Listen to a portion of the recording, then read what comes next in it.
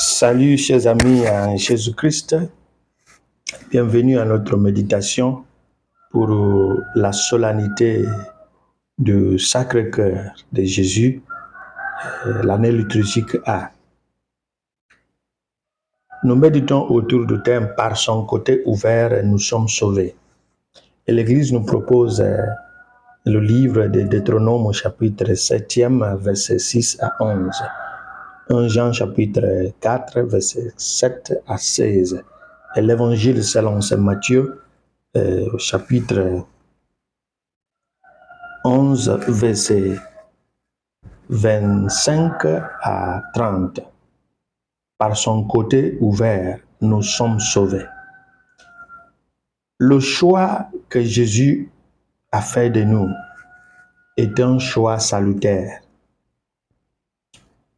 Le choix que Dieu a fait d'Israël, qui a poussé Dieu à envoyer son Fils,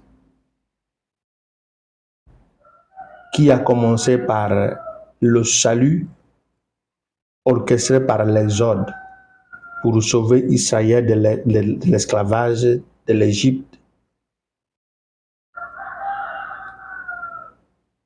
jusqu'à voir la promesse accomplie, la promesse faite à Abraham, Isaac et à Jacob, va atteindre son sommet en Jésus-Christ, le point focal de la nouvelle alliance. Et Jésus va offrir sa vie en holocauste pour racheter l'homme. Et au sommet de cet acte, c'est le sang versé. Et de son côté ouvert, ont jailli l'eau et le sang qui nous ont rendus sains et saufs. Et c'est ce que nous célébrons. La fête du Sacré-Cœur de Jésus est célébrée le vendredi dans la deuxième semaine après la Pentecôte, précédant la fête du Cœur Immaculé de Marie, célébrée le samedi après la fête du Sacré-Cœur, qui a un lien étroit avec le Sacré-Cœur. En célébrant le Sacré-Cœur, nous célébrons l'amour inconditionnel et transformateur de Dieu. Et lorsqu'on nous invite à aimer, c'est un geste de gratitude à Dieu qui s'est livré pour notre salut. Alors, si Dieu demande la fidélité de la part de l'homme, de l'humanité, ce n'est pas une condition pour son salut, mais un geste de gratitude pour le salut déjà reçu gratuitement par la vertu de la grâce, comme Paul nous a dit dans sa lettre aux Éphésiens chapitre 2, verset 8 à 9. Le Sacré-Cœur est une manifestation concrète de l'amour de Dieu.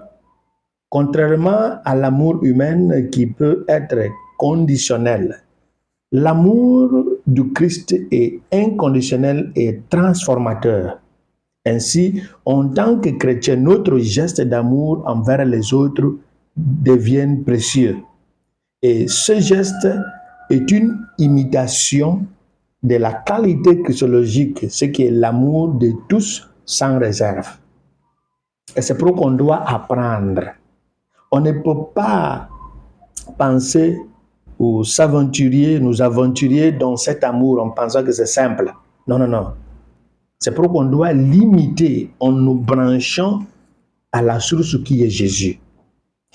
Par notre amour des uns envers les autres, Dieu invisible devient visible en nous, car l'amour qui est une qualité divine et qui est d'une origine divine s'incarne en nous.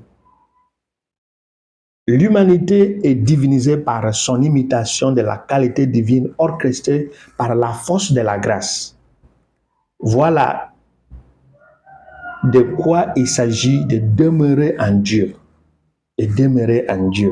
Quand il va parler au chapitre 14 de l'évangile de Jean, vers 22-23.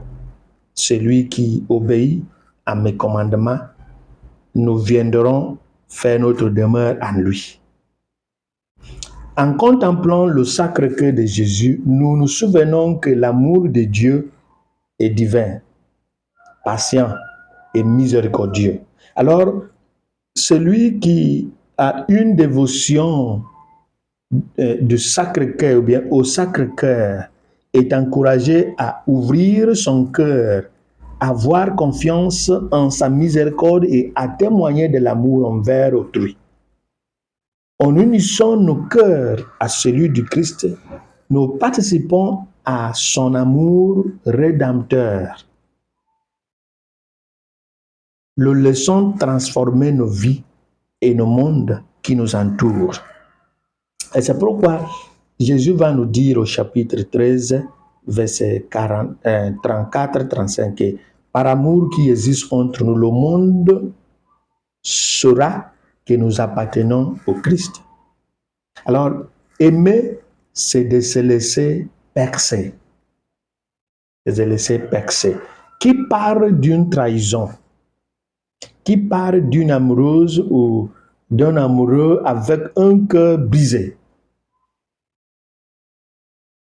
ou qui parle d'être dessus, parle d'une personne qui a uni sa confiance. Il a mis toute sa confiance à l'autrui. Ou d'un cœur qui a aimé sans réserve. Ou d'une personne qui s'est investie entièrement sans aucune stratégie de diversification. Sans plan B. Il a tout mis. Voilà la position, si vous voulez, la position et le risque qu'il fallait prendre par Jésus afin que nous soyons sauvés. Il n'avait pas de plan B.